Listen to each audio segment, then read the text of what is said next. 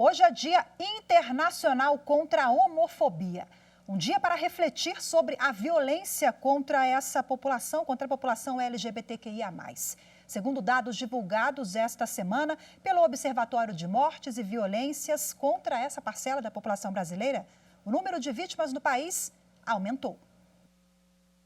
De acordo com o Observatório de Mortes e Violência, em 2021, 316 LGBTQIA+, morreram de forma violenta no país, o que representa um crescimento de 33,3% diante das 237 mortes registradas em 2020. Um dos coordenadores do observatório, Alexandre Bogas, explica que a pesquisa ampliou o estudo da realidade e mostrou que a violência contra a comunidade LGBTQIA+, vem crescendo a cada ano. A média, ele tem seguido nessa média de entre 25 a cada 24 horas, 27 horas, um LGBT é morto, assassinado, dentro desse sentido. Nós tivemos, sim, um aumento referente ao ano passado, nós tínhamos 220, em 2020 nós tivemos 237 mortes, e agora nós voltamos a 316. A nossa média varia, nos últimos anos, na média entre 320 e 340, do que a gente vem observando. Segundo a pesquisa, homens gays foram as principais vítimas de mortes violentas em 2021, depois travestis e mulheres trans. Em relação à faixa etária, as vítimas são jovens entre 20 e 39 anos. E os estados com o maior número de casos, considerando os números absolutos, são São Paulo, Bahia e Minas Gerais. A equipe de pesquisadores é formada por voluntários e os dados não são considerados oficiais. Para os organizadores e representantes dessa parcela da população, é importante que o Estado realize pesquisas para aplicar políticas públicas efetivas no combate à violência. Nós vamos fazer ofício, vamos oficiar todos os estados, nas suas secretarias de segurança pública especificamente, entre outras, e o próprio governo federal também, Vamos fazer esse caminho agora também de um documento nosso como trabalho oficial, nosso movimento social, levar até eles nesse sentido também, solicitando conversas, políticas públicas e assim por diante. Bom, para a gente repercutir esse assunto agora, falar sobre os números, eu converso ao vivo de forma remota com o advogado que é especialista em direito constitucional, doutor Saul Tourinho. Olá, meu amigo, boa tarde, seja muito bem-vindo. Muito obrigado, Rafaela. É um prazer estar na sua companhia e na companhia de todos os que acompanham a TV Justiça. Prazer é nosso. Bom, hoje é um dia de reflexão, um dia para a gente poder entender também por que o Brasil está há tanto tempo no topo do ranking ali dessa violência contra essa parcela da população. Aqui o senhor atribui a esses números. As leis são frágeis, falta conscientização.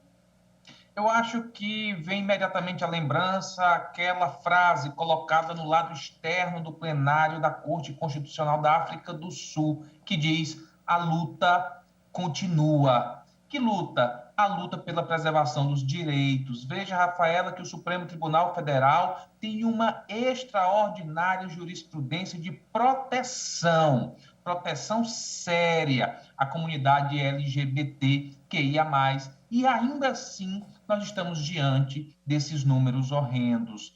Isso mostra que é preciso, para além do ponto de partida do reconhecimento dos direitos, a implementação de políticas públicas, o monitoramento, a fiscalização, a constituição de políticas à luz das especialidades do caso, talvez com delegacias específicas, talvez com medidas protetivas específicas. Há uma longa jornada de implementação e esse diagnóstico demonstra que passa da hora de nós começarmos. Vou pegar o gancho aqui falando da vulnerabilidade dessas pessoas. O senhor chama atenção sobre a possibilidade, talvez, de uma delegacia específica ou serviços voltados a essa parcela da população, porque eles vivem numa vulnerabilidade muito grande e de falta de acesso e direitos que são, muitas vezes, violados em virtude da condição.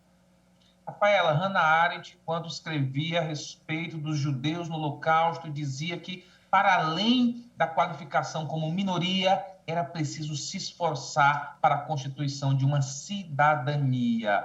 Nesse caso, tudo começa logo em casa. Se você tem uma dificuldade, mesmo na tua casa, muitas vezes sendo expulso a partir do momento que sua família não aceita a sua identidade sexual, a partir dali você então, eventualmente, já abandona os estudos, tem dificuldade de empregabilidade, passa a ter uma situação de hipervulnerabilidade e se torna invisível para as salvaguardas do Estado. Tudo isso é a ausência do que disse no começo, Rafaela, de essa possibilidade de se juntar em patamar de igualdade nesse banquete da cidadania, trabalhar, ter renda, ocupar posições de destaque, estar no banco de uma sala de aula. Quando você, a partir de uma situação estrutural, você começa a ser privado de tudo isso, ou tem mais dificuldade em tudo isso, a partir daí, esse campo para a marginalização e, consequentemente, o crime de ódio, ele está aberto. É estrutural também, tem a ver, acho que, com a questão cultural, da falta de informação, né, das pessoas, enfim. Mas a gente conversava aqui em off, você me alertou que não necessariamente, né? Eu chamo a atenção para um dado que me assustou muito nessa pesquisa, me surpreendeu, porque São Paulo, Tourinho, aparece ali no topo do ranking das mortes, são 42 mortes só em São Paulo. E aí depois esse levantamento do dossiê revela que depois vem a Bahia, Minas Gerais, mas qual é a leitura que o senhor faz a respeito de uma cidade que a gente imagina onde as pessoas são conscientes, têm acesso à educação, então não há necessariamente uma ligação com o conhecimento, né? Esse dado em particular, pelo qual você chama a atenção, ele é um dado ainda mais revelador, porque o século XXI, Rafael, é o século das cidades. Nós estamos nas cidades, nós estamos nas metrópoles, nós estamos nas megalópolis. São Paulo é o maior exemplo dela, de todas essas megalópolis em toda a América Latina. E a partir daí, essa grande concentração urbana, ela começa a revelar o comportamento do crime de ódio. Portanto, ela quebra o estigma de que isso acontecia em rincões distantes, em vilarejos afastados, em locais onde não chegava a universidade, ou não chegava a internet, ou não chegava a televisão. Não, nós estamos em grandes concentrações urbanas, há todo o acesso à informação, a universidades extraordinárias, uma pujança econômica, e é lá onde está, em maior grau, acontecendo esse crime de ódio. O diagnóstico está aí e as autoridades precisam ter sensibilidade e competência para enfrentá-lo. Rapidinho, para a gente finalizar nesse Dia Internacional de Combate à Homofobia, a união e a atuação de todos os atores envolvidos é fundamental para a gente conseguir avançar, né? A gente está falando de sociedade, poder judiciário, poder público, Estado, né, Tourinho? Não é, Rafaela, uma jornada que se vença sozinho.